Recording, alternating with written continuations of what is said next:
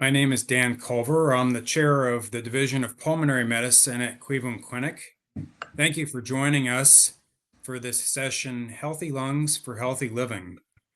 I'm joined by three of my colleagues from various locations around Northeast Ohio, and they will be the experts tonight in the discussion of the topics that we have. Thank you all to you who submitted questions. Let's go ahead with introductions now, and let's start with Dr. Wong. Hi, everyone. I'm Angela Wong. I'm a general pulmonologist. I have a focus in pulmonary wellness as well as shortness of breath. And I practice out of Cleveland Clinic main campus as well as the Middleburg Heights location. Dr. Morgan.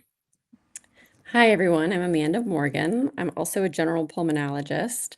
My focus is on occupational lung disease, and I currently practice out of the Beechwood office 3 days a week, and I'm also at main campus 1 day a week. And then once a month, I do see patients in Dover at Union Hospital. And finally, Dr. Vargas. Hello, everyone. I'm Jorge Vargas. I'm a pulmonologist. I'm intensivist, ICU doctor, and also I'm an advanced bronchoscopist. My focus is in lung nodules and lung cancer, and my practice is at Akron Hospital and also at Central Campus. Well, again, thank you all for joining me tonight. I want to just frame this by saying that the lungs are incredible organs. They have right around 300 million air sacs. You can think about them like a bunch of grapes. If you spread out all of those air sacs and flatten them all out, it would be in an adult close to the size of a tennis court. That's the surface area that your lungs have to get oxygen out of the air and into your bloodstream. And of course, throughout each day, where we breathe close to 30,000 liters of air in and out of those air sacs, and across our life, your lungs and the air sacs are exposed to many different things: particles, dusts, bacteria, viruses, fungi, you name it. Our air sacs are exposed to those. Normally, the immune system and the defenses deal with those very well, but sometimes those exposures can be difficult for us and they can lead to disease. So, the topic we wanted to focus on tonight is how can we keep our lungs safe and healthy? And of course, that will cover a range of issues. I want to start with a topic that is perhaps the number one exposure for lungs, and of course, one that is still one of the leading killers of people in this country, and that is tobacco smoke exposure. So let's start with Dr. Vargas. Jorge, there have been some new techniques for people to quit smoking that have developed over the past couple of years. I wonder if you can share with us where you think that is. What is the most effective way to quit smoking? Thank you for the question, Dan. Well, what we know so far is smoking is an addiction.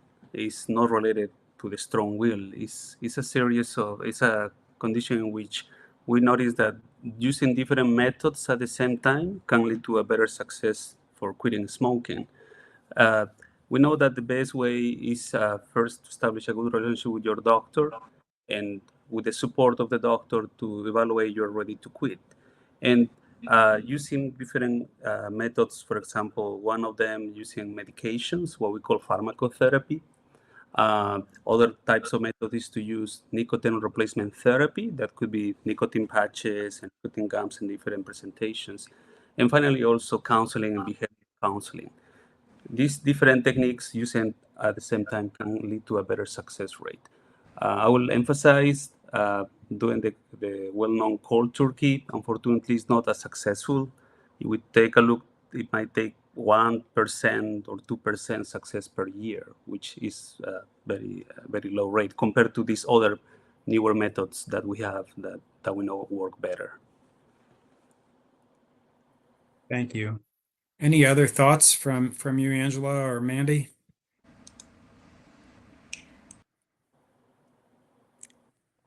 I think you're muted, Angela. Yeah, I think she's muted. Is that unmuted? Yes. Sorry. Okay. Yeah, I would agree. It's not a matter of willpower, and studies have shown that it takes people sometimes multiple attempts. So the thing is, don't give up. You know, don't give up. Try again. And your doctors and others around you are here to support you. So there's an Yeah. additional question on this about people who don't tolerate traditional treatments, traditional medications. Are there any complementary alternative ways? Sometimes you've heard of hypnotism or other ways of quitting tobacco. Yeah, hypnotism and also actually acupuncture has been shown to help. So I would try different things. I mean, you know, there's not one way that works for everyone. And so there's also behavioral therapy that people can try. So again, talk with your doctor, explore, try different things, and most importantly, don't give up trying. Give up smoking, but don't give up trying. Something that, excuse me, I feel like is very important when we talk about counseling and behavioral therapy. It's important to reflect with your doctor what things trigger smoking. Sometimes patients say, "Well, that's the way I deal with the stress. That's the way I can try to cope with all the things I have at home." So I think it helps a lot to talk with your doctor to try identify what triggers the smoking and try to work together in a plan that can address these triggers.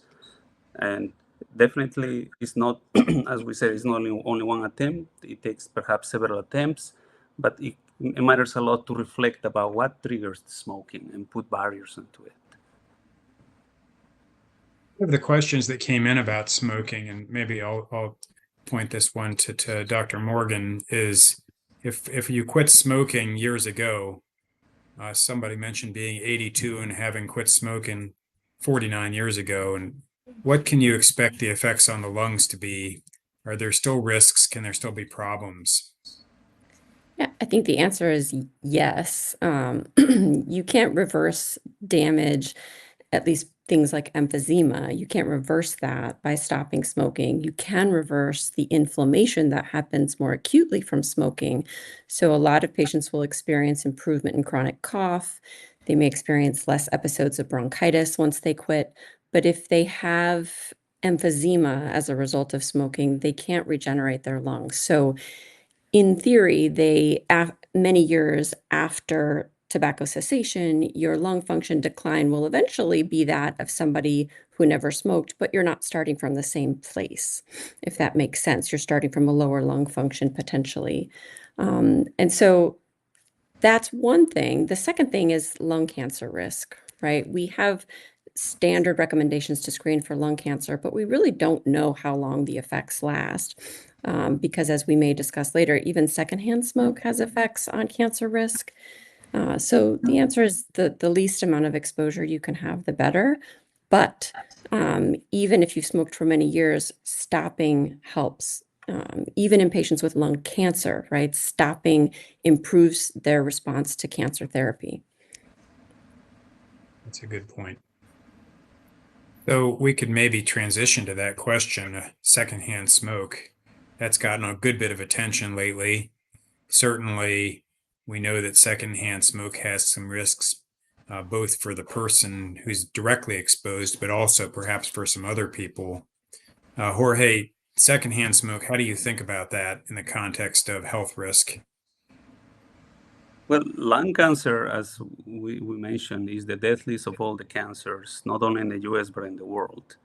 And some concerning trend that we're seeing is that other risk factors, other than active smoking, like exposure to smoke, also there is exposure to pollution, is being recognized as factors that are starting to become associated with lung cancer. Smoke as a passive smoking is something that definitely is concerning when we start to see the trend in lung cancer in patients who never smoke. Although patients themselves didn't smoke themselves, having the exposure before can put them at risk of developing in the future lung cancer. Thank you.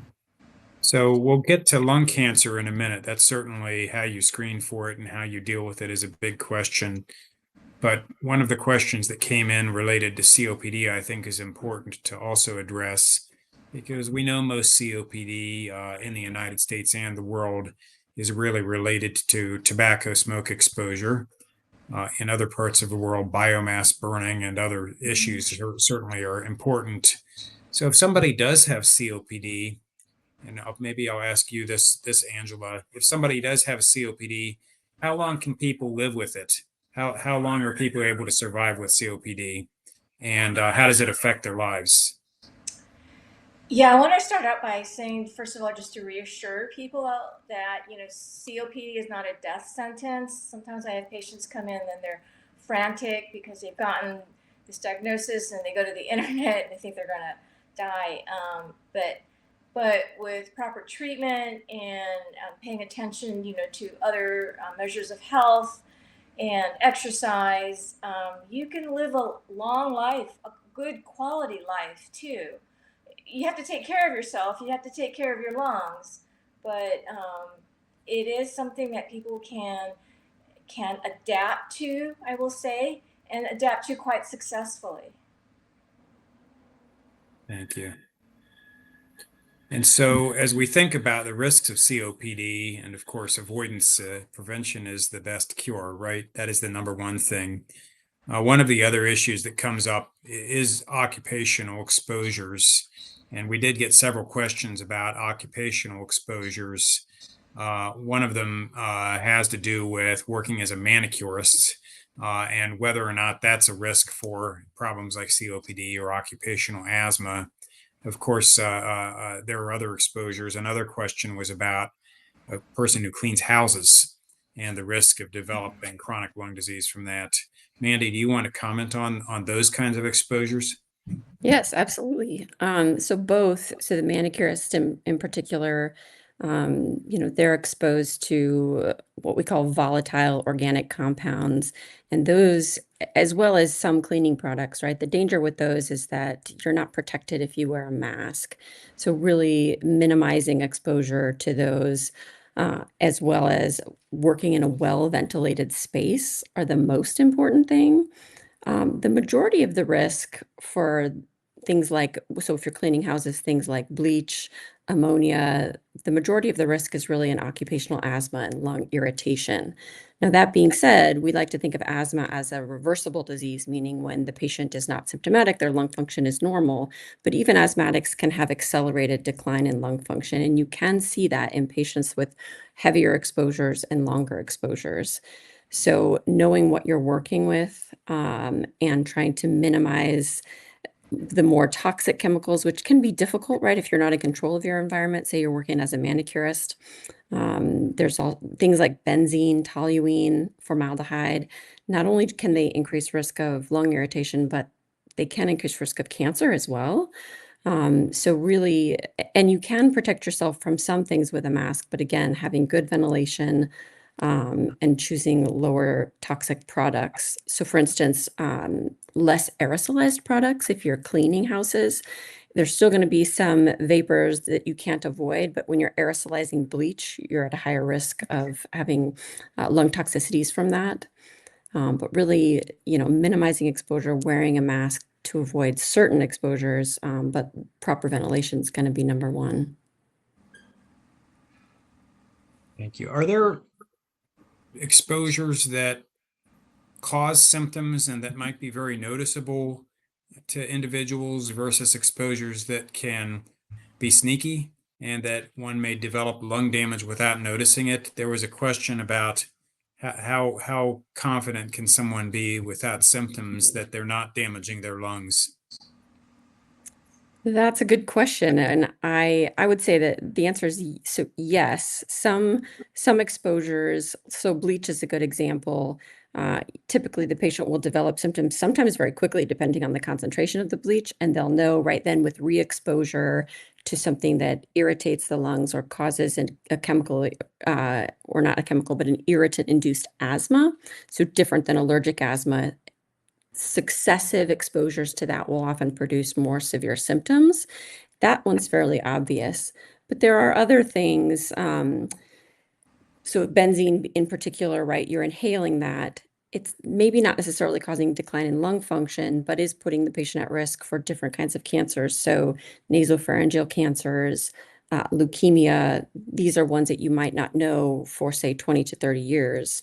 A classic example of this too, outside of those two industries, is asbestos, right? Patients didn't know they were inhaling asbestos fibers, and it takes many years before we see evidence that they were exposed on imaging of the lungs. So understanding what you're working with, wearing protection if you're exposed to chemical fumes or dust of any kind, right? Inorganic and organic dusts can contain potentially harmful things, especially if you're getting high exposures and you're doing this regularly.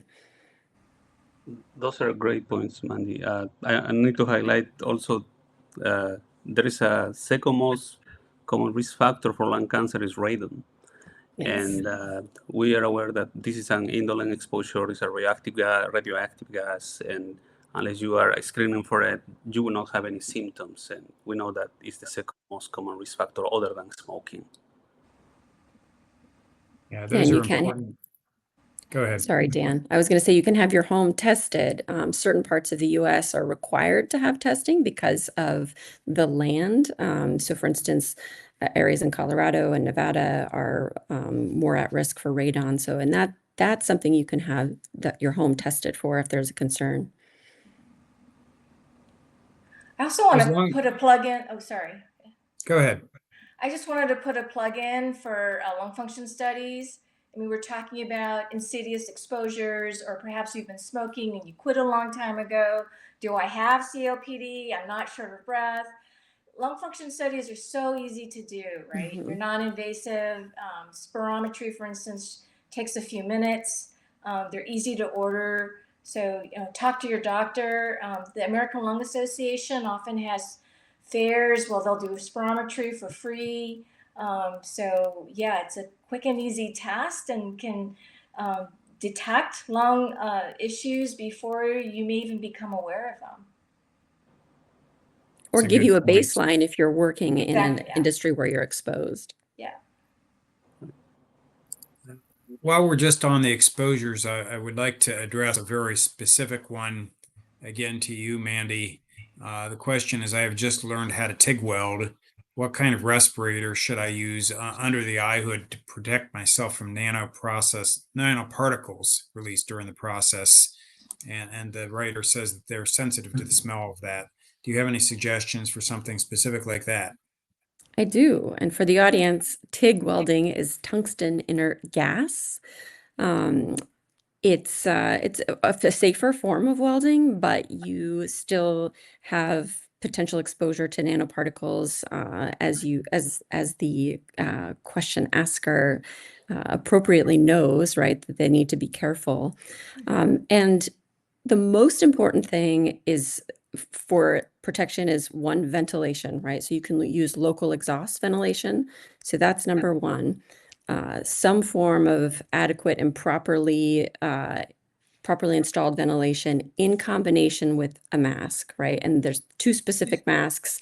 One is an N95, and again, probably the second most important thing is or maybe the most important thing in this area is making sure your mask fits, right? A poorly fitted mask is not doing its job. So a well-fitted N95 mask. My welders have heard or often use, especially in the occupational setting, what's called powdered air purifying respirators, or PAPR, they'll call them, PAPR. So PAPRs in combination with a hood or the helmet that they use, that's been shown to it's 96% efficient at reducing inhalable dust particles. So you can use those types of protection and be relatively well protected. Thank you for that. Those occupational exposures remind me that besides emphysema and airways diseases and cancer, there's a whole set of diseases called interstitial lung diseases, which are characterized by scarring in the lungs that can occur by exposures. And for those who haven't heard about interstitial lung disease and pulmonary fibrosis, I wonder, Angela, if you would mind just giving people a view of that and perhaps how you think about those in terms of exposure risk. Yeah, I mean, like you were saying in the beginning, Dan, 300 million alveoli, it's a lot of surface area constantly coming into contact with all the gases and particles and whatever have you around. So the lung has to, like any tissue, it has to be very adept at healing, at repairing. It's constant, inflammation, exposure to oxidants and things like that. But sometimes those healing mechanisms can go awry, and they forget how to turn off. And so, in some people, what happens is this insidious scarring process where those air sacs start to become what we call fibrotic or scarred. And that starts to impair their ability then to transfer oxygen. It also impairs your ability to expand. So sometimes people might feel a sense of tightness or being unable to take a deep breath. But there's literally hundreds of different kinds of pulmonary fibrosis. The one that people probably have heard the most about is something called IPF, which means idiopathic, meaning that we don't really understand the cause. But I would caution people, again, don't jump to conclusions. If you think you've had an exposure, if you think you might have something bothering your lungs or damaging them, see a doctor, get the proper tests, get the lung function studies, and then we can take it from there. But I think a stethoscope is also a good tool for making these diagnoses. Yes. Right. Somebody to listen to your lungs is always helpful, as well as the breathing tests you recommended before. Mandy, I'm going to jump back to you with Sure. the next question, which is a question that's a bit of a hot topic lately, and that's cooking stoves and cooking gas and the effects on the lungs and risks from that. Yeah, so gas stoves, because it's a combustible, product, it's not like an electric stove or an induction stove. You're actually combusting, you have flame. So you do get nitrogen dioxide. Other particles can be released into the air. So benzene, formaldehyde, all things I've discussed previously, in addition to ultrafine particles.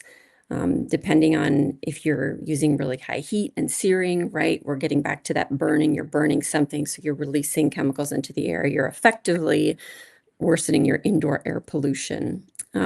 Studies are a little mixed. Now we know that, again, kind of going back to secondhand smoke, you're going to affect people with underlying lung condition, children, women. So people with smaller lungs will have more side effects.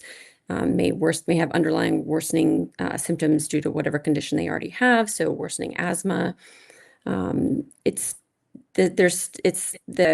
more recent meta-analysis, kind of it was a wash, right? But what they did in that is they compared, people using coal and wood versus gas versus what we call clean energy or clean, so electric stoves, induction stoves, and as you could probably gather, this was a observational study that, of course, gas stoves were better than coal or wood burning, right? Which some people still do. But then that using electricity or induction stoves were better. So the data is not very clear on it, but it does suggest that it's not as good as using electric stoves. I think if you're using lower heat, again, I'm going to go back to good ventilation, right? So if you have a good hood above your gas stove, you're ventilating, you don't want to switch to the type of stove that you use. There are safe ways to do it. You could also use an air purifier in your home to minimize some of the ultrafine particles that are created. But it's ultimately doesn't look like it's as safe as using electric or induction. But there are ways to make it safe. You could open windows, but ventilation is key. But would you say this is a bigger issue for people who have known lung disease, lungs that are already sensitive, people with difficult asthma and things like that? Are those the sorts of Yes. people who should pay more attention to that? Yes, absolutely. And, along those lines, my patients who end up on oxygen always ask, is it safe for me to use a gas stove, right, to be around an open flame? And I can say as a provider, I've never had anybody have issues, but but yes. So, just like air pollution, somebody who goes outside when there's outdoor air pollution, somebody with asthma is going to be more affected.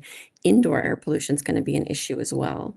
So anything we can do to minimize that, particularly in the higher risk patient population. Thank you for that. Sure. Want to address a question, and I'll turn this to you, Jorge. There's a question about a new class of vapes known as healthy vapes, or some people call them that. And people are vaping things like cannabinoids, melatonin, caffeine, vitamin B12, essential oils. And I wonder if you want to comment on the safety of quote unquote healthy vapes and of course broadly in the bigger context of the safety of vaping in general. Yeah, thank you. That's very important, trendy type of products that we're noticing people start to use. I will start saying, but could be a misnomer. And when we start to see the studies that are starting to understand how these products can affect our lungs, first of all, you think about how smoking was related to lung cancer. It took probably 50 years or so to know the association of lung cancer and smoking. The cigarettes started in the first years of 1910 or so, and then when we know the report of the general surgeon in 1960s, it took 50 years to know the association. So it takes some time to know for sure if exposure is related to a condition. Now, these products that are just appearing, we don't have that long, we don't have that time to know for sure how they can affect our lungs. But the studies that are showing, they found different markers that they can injure the airways. Some studies show that there are pesticides. Even more, they can even contain nicotine. Even though they say nicotine-free, seems that there is some studies suggest that they could be part of the way the products were developed. So I will advise caution when you are using these products, and always run it by your doctor, especially these patients who have underlying lung disease. For example, patients with asthma, they can get worsening of their symptoms. So I'll be cautious about these healthy products. What would you say to those who suggest that these are safer than cigarettes, so it's okay to use them? I have a lot of questions and doubts about those statements that could be healthier than e-cigarettes. We don't know yet how this can affect our lungs, so I will be cautious about labeling them as better or healthier than the e-cigarettes. You have a similar perspective, Angela. Yeah, I was just thinking to myself, I don't think our lungs were meant to breathe in anything that's combusted or combustible. I mean, it just makes sense. We've been talking about fire, we've been talking about gas stoves, we've been talking about air pollution, and now you're talking about a device where you're literally vaporizing something, and breathing it in. I mean, just intuitively, it just doesn't make sense that these products are going to be healthy for you in the long term. Okay, Yeah, so and I think the bottom line, go ahead, Mandy. I was just going to say, we've seen, there's a term that ICU physicians, so Jorge will be familiar with, the vape-associated acute lung injury, right? We've seen patients hospitalized acutely. So it's not long-term effects, it's acute in the ICU with lung damage from vape pens. And I think it's still not clear what part of the vape pen was actually inducing the lung injury. So there's no way to know that it's safe. Right, and that brings up the topic of the flavors, right? So they're using flavors deliberately in an effort to get children addicted. But even the different flavors of the vapes, right, have different toxic effects on the like this may be wrong, but I kind of remember like mango was one of the ones that was a bad one. But yeah, those are chemical additives. So we really don't know what other compounds or chemicals are in the vape liquid, like you're saying. Yeah, and also these products are not FDA regulated, so there is no way to know how were developed, what type of processes they took to have this product. So and this we have this outbreak. It was 2019 when several reports came that patients were developing severe injury in the lungs. I remember there was reports even of patients requiring lung transplant, and there was possibly relationship with vitamin E use when Right. cannabis was using Yeah. products. These products are unregulated, so it's hard to know how they are made. Yeah, I think that's a great point that the ingredients and combinations of ingredients haven't been rigorously tested in long-term studies, and the manufacturing process is not regulated. So exactly what goes in there is not 100% clear every time. Let's turn our attention now to what we said was a major topic in the lungs, and that's the issue of cancer. And lung cancer, of course, primarily, but not always, develops in people who had prior exposures, especially tobacco exposures. Jorge, one question that came in, and maybe I'll combine two questions here. One is, how often should somebody get CT scans to look for cancer? And then, if a nodule is discovered but there are no symptoms, is that a serious issue? And how do you know? It's I'll split my answer in two parts. I will answer the first question. So we know that there is ways, evidence-based ways to catch lung cancer early and save lives. We know patients who have a certain age, between 50 to 80 years of age, and a certain amount of smoking, what we call pack year. Pack year is a measure that we have to measure how much a patient has smoked cigarettes, one pack, and for how many years. If a patient has smoked an equivalent of 20 pack years, a patient could be eligible for what we call lung cancer screening. We know that low dose CAT scans can save lives in patients who have this profile.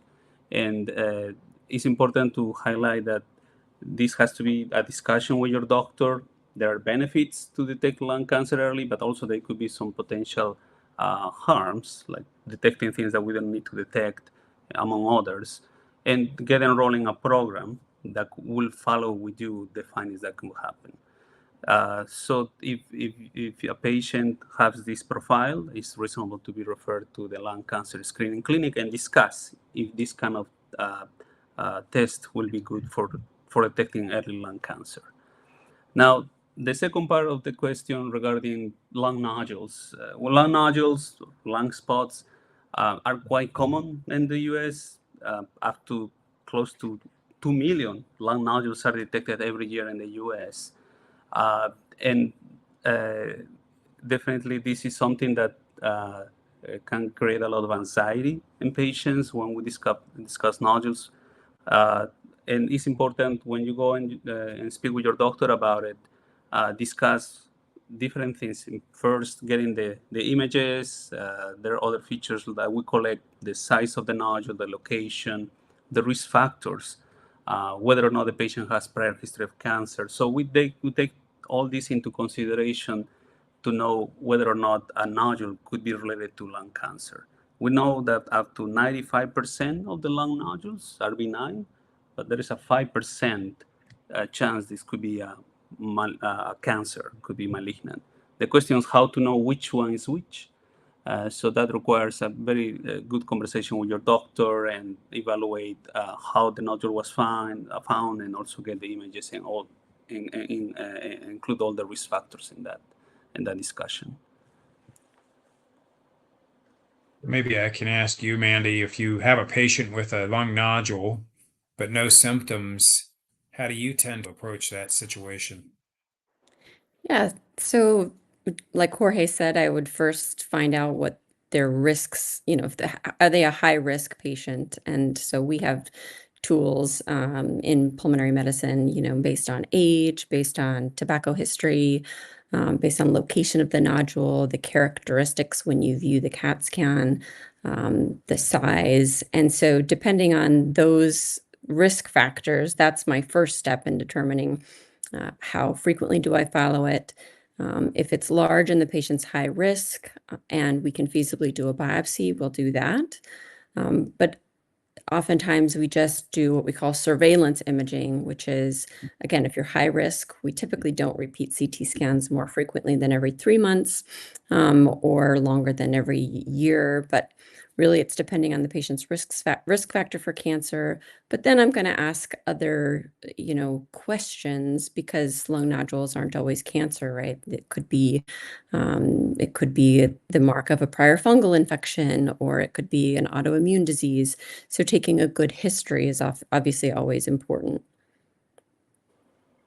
And what would you say if somebody says, I don't have any symptoms, so this can't be cancer? I would say that's why we screen, right? We screen to find things before somebody has symptoms so that we can act early. So yes, I often tell patients if they're short of breath or they have a cough and they have a nodule, I say your nodule is not causing those symptoms.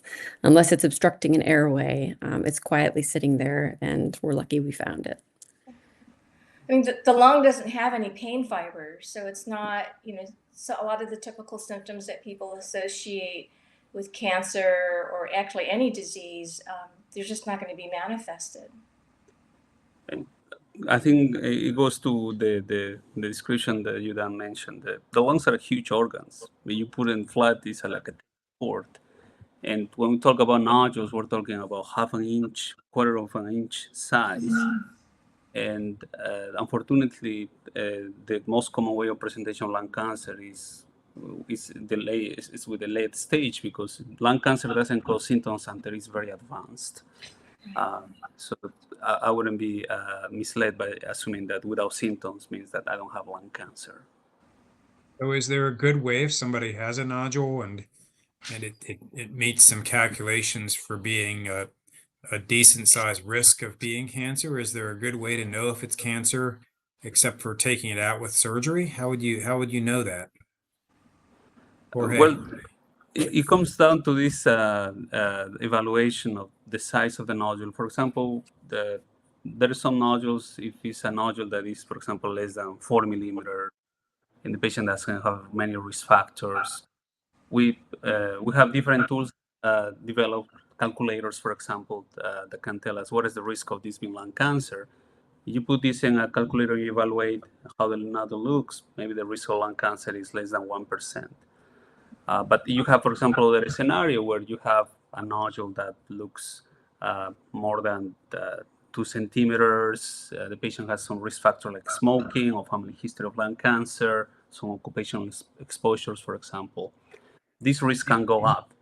And when you talk about the risk going up perhaps more than 50%, that's when you have to start to think about getting a biopsy and getting a rapid answer whether or not this is lung cancer. When we suspect about lung cancer, it's important to be in a program that can expedite this workup, because the longer we wait when we have a high suspicion of the lung cancer, the more likely the lung cancer can progress and the outcomes could be poor. And there is so many new therapies that have appeared in lung cancer that without the proper diagnosis and staging, the survival can get significantly impaired in patients who wait too long for this. I want to draw you out a little bit more on that because there's been an important study this year about the best way to diagnose most pulmonary nodules if a diagnosis is needed. Of course, many times a diagnosis is not needed because it's a low risk. But when a diagnosis is needed, there's some techniques now and some tools that we have that allow us to make a diagnosis instead of just going straight to surgery where we would take part of the lung out. So do you want to share a little bit about how we would make a diagnosis of what a nodule is? It could be other things like Dr. Morgan said, an old fungal infection, some inflammation, various other things. But how do you go about getting that biopsy sample to let you know? Yes, so I always discuss this with my patients. There's 3 ways to get a biopsy, which is the best way to know what's going on. And when there is a suspicion, There's one way that we do the bronchoscopy. It's basically scoping the lungs. The other way is to do what we call a needle biopsy, a CT, a CAT scan needle biopsy, in which the patients need to go under the CT scan, and with a needle, they can go through the chest. And the other type, as you mentioned, is surgery to get a piece of the lung. Now, we know that recently, bronchoscopy, that is a procedure that could be done under sedation. Patients don't feel what's going on during the procedure because they are sleeping. We have different tools, robots. There are robots that can help us to navigate and go all the way to the nodule to get a sample and know what's going on. There's some studies showing that when you compare both this bronchoscopy with the needle biopsy, the needle going through the lung, this is similar in how likely we're able to get the answer. But importantly, we like to offer safe care to be able to provide a procedure that is low risk for the patients. We know that bronchoscopy has a lower risk of collapsed lung, lower risk of bleeding compared to the other needle biopsy method that we talk about. Again, this is a discussion that has to be discussed. A discussion has to be carried with your lung doctor. This is not for all the patients. There are some situations in which still the needle biopsy might be better, but it's important to have this conversation. Shared decision making is paramount in lung cancer care and lung nodules. Thanks. Yeah, I think the robotics have really revolutionized our ability to get diagnoses very quickly for people. And like you pointed out before, going to an experienced center that does this routinely, I think, is a very important piece.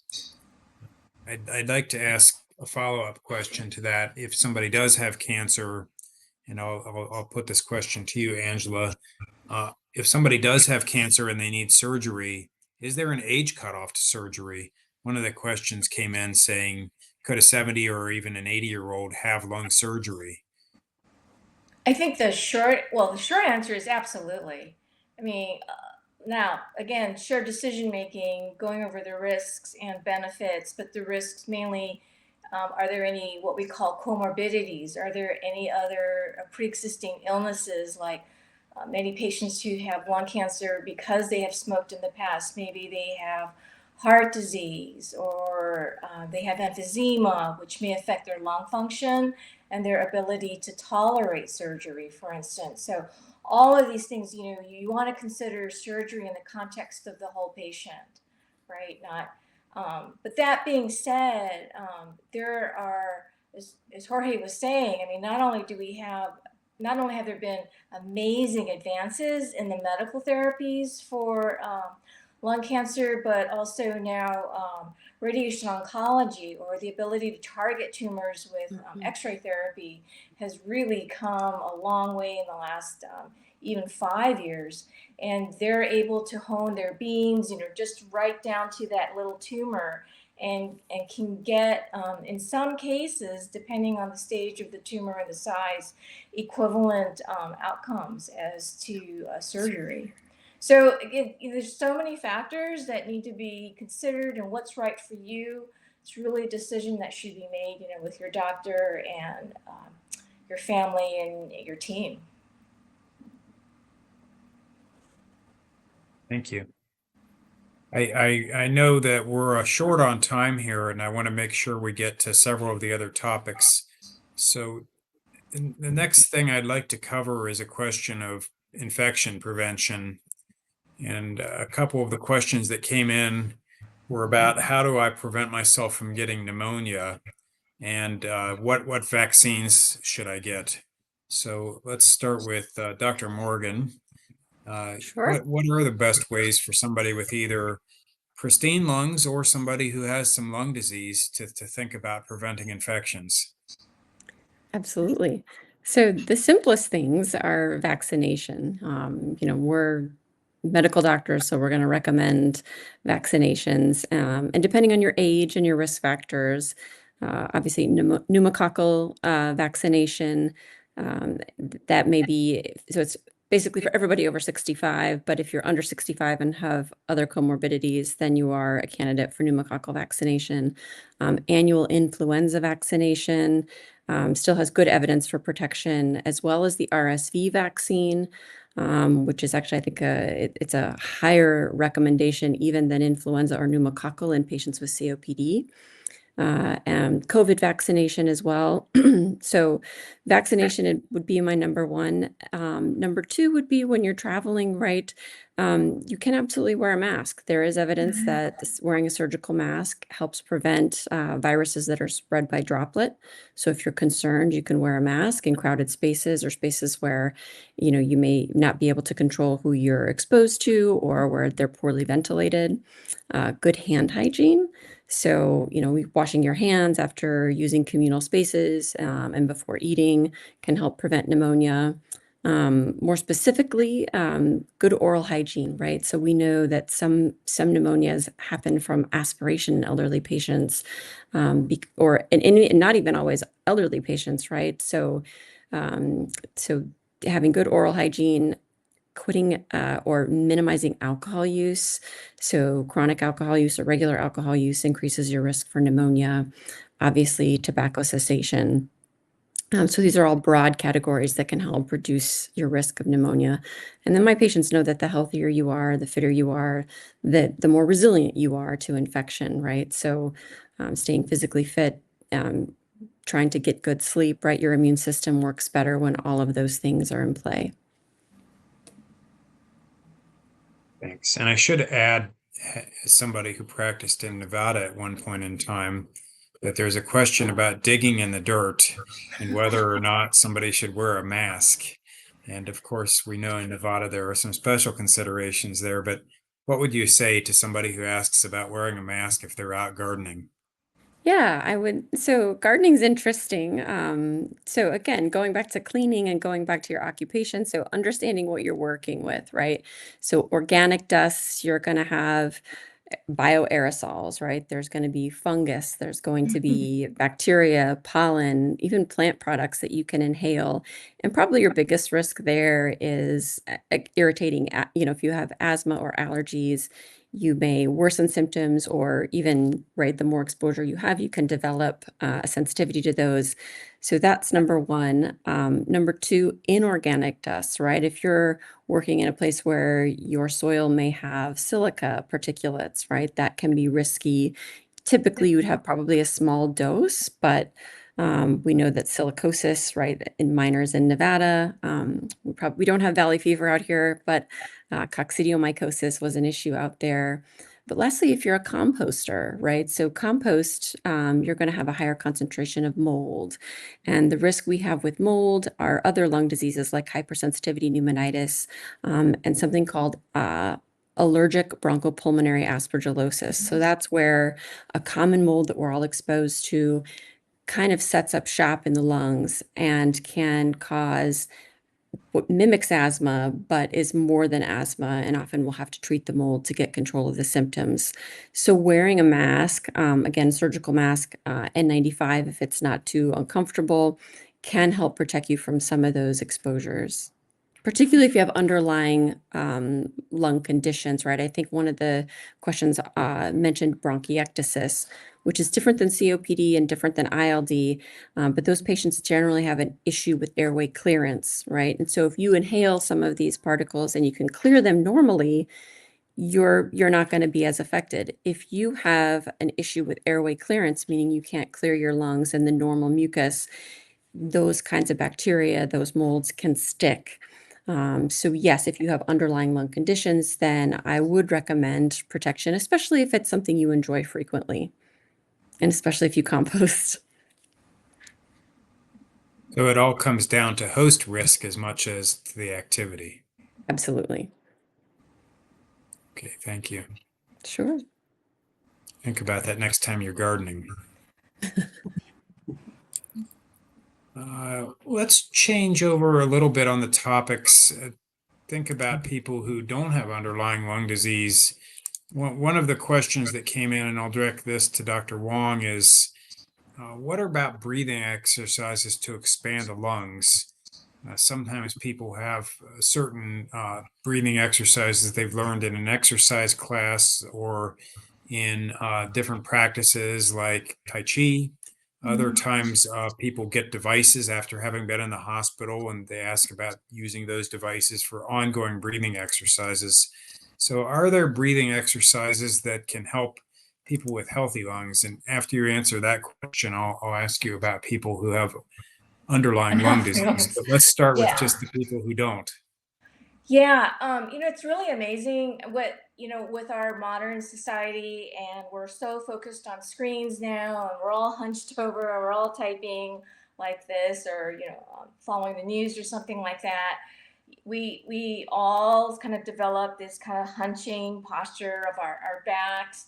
And what happens is that doesn't give our lungs room to expand. And so even in healthy people, we find that instead of using our diaphragms, which are the main muscle of respiration, people are starting to use like their neck and shoulder muscles more and more. So oftentimes what I'll see, even in people who don't have any lung problems, is that they're breathing really just with their upper chest, really kind of these shallow breaths. And it's good, kind of alluding back to what Dr. Morgan was saying about mucus clearance and expanding the lungs, breathing deeply, getting the air moving down those airways, not just down, but back up, really helps the little hairs on the epithelial cells push the mucus along and get them out, clear the bacteria, clear the dust, clear the pollen. So breathing deep, number one, is just plain old exercise. Go for a walk. Anytime you get up and move, your body will naturally start to take bigger breaths, and it knows what to do, but you just have to encourage it. So get up out of your chair, start moving around, go for those walks. And then when you're thinking about your breathing, try to remember, just drop your shoulders and breathe from your belly. Breathe out from your diaphragm. There are tools available. You were talking about, Dan, in terms of we can strengthen the muscles of the respiratory cage. That's more of an issue, I would say, for patients who have pre-existing illnesses. For healthy people, again, the main muscle of respiration is going to be your diaphragm. So you don't really need to use any of those other devices. I've seen them on Amazon and things like that. But just getting up, moving, walking, any kind of exercise will be really great. Yoga is another form of exercise. So I think there was a question about, and you mentioned also Tai Chi, the concept of Chi and prana and breath work. That also always comes back to the diaphragm. So when we teach people to breathe in pulmonary clinic, we're literally teaching them belly breathing and teaching them to inhale from your belly, feel that diaphragm coming out, and then your chest will expand. And I tell people it's kind of like an octopus. You're going to feel this motion just up and out. And that's when you know you're doing it right, not when you're using these muscles here. Is there a particular practice that you recommend most often for your patients? In terms of, you mentioned yoga, you mentioned Tai Chi, you mentioned some other things. What practices do you find have been the most beneficial? I would say for people who are just starting out with breath work, if you just want to focus on breathing alone, they're probably yoga. There's something called box breathing, which you can look up on the internet. It's literally inhale for 4, hold for 4, exhale for 4, hold for 4. There's also something called 4-7-8 breathing, where you inhale for 4, you hold for 7, and then you exhale for a count of 8. And again, what you're doing partly is just reminding your brain that your breathing is okay. And that's important from a wellness standpoint, because what happens when you get anxious? You start to breathe more shallow. You start to hyperventilate. You start to use these little muscles. You start to breathe shallow.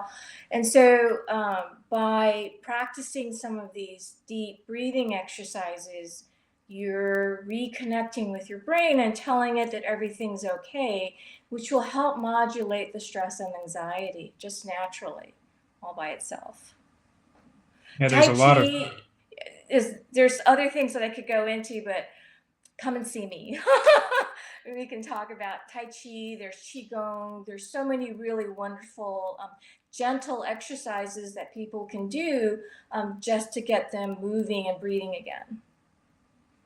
I do think that one thing we're learning more and more about are the connections between the respiratory system, the lungs, and the brain, and how those connections go back and forth, and our breathing patterns do influence our brain and its function, and vice versa. So I think those kinds of things are very important for health. Absolutely. I could talk forever on this, but in the interest of time, yeah, absolutely. Those are very important points. I think that you mentioned earlier the elite athletes who had COVID, and one of the questions that came in, and this is probably an athlete's question, is what kinds of things can be done from the pulmonary standpoint or the lung standpoint to improve VO2 max? And I'll ask as a entree to that for a brief definition of VO2 max, and maybe I'll turn this to Mandy first. Yeah, so your VO2 max is your maximal oxygen consumption, right? So how much oxygen you can consume in a specified period of time. And it's basically a measure of how well or how capable you are of delivering oxygen to your muscles, to what's needing the oxygen, right? So as Dr. Wong was talking about exercise being the best lung exercise you can do, if you ever see me in clinic, I preach it. I say, I don't want you to do a specific lung exercise. I want you to go use your muscles, right? Because your muscles will say, we need oxygen, and your lungs have to act. So you're kind of training the two together. And that's what athletes do, right? That's what professional athletes do. And their trainers know this, and they've gotten very smart about science as in a way to, increase VO2 max. And we now have not just physicians on webinars, but we have physician influencers, right? So I'm sure many of you have heard of Peter Attia and some of these other influencers that talk about VO2 max and longevity.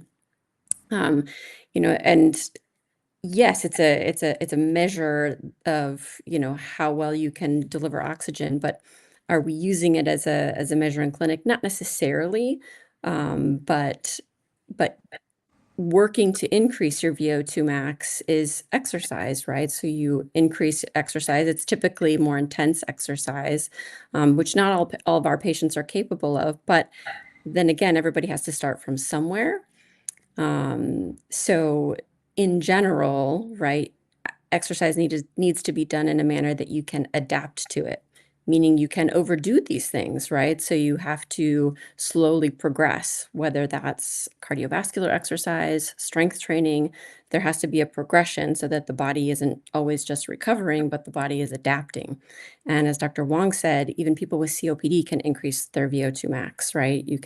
That's why we do pulmonary rehab, because our goal is to not only increase your VO2 max, increase your strength, but just increase your lungs' capacity to deliver oxygen. And that can be done even in diseased lungs, regardless of what your lung function is, right? Doesn't tell us, baseline resting lung function doesn't tell us about the fitness of your lungs. And the system works as a whole, even though we like to separate it out. I will highlight also for those patients who are going to undergo lung surgery or non-lung surgery, being physically active improves their outcomes. Yeah. We see these patients who have lung cancer, they're going to go for lung surgery, for resection. Those patients who are active even before the surgery, we notice that those patients, they do better and recover faster compared to other patients that might be more sedentary. And the same applies for non-lung, for other types of surgeries. More than once, patients who have underlying lung disease come to see us so we can optimize their lungs so they are better prepared for the type of surgery they're going to have. A big component of these meetings, these visits, is smoking cessation, if there is such a thing, but also teaching breathing exercises. There are some devices that can help with the the diaphragm movement, like the incentive spirometer or so, that can help them go through the surgery with better outcomes.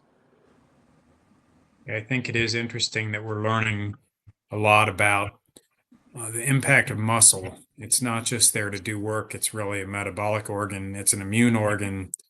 And really, the better you maintain lean muscle mass as we age, the easier it is on your lungs, the easier it is on your heart.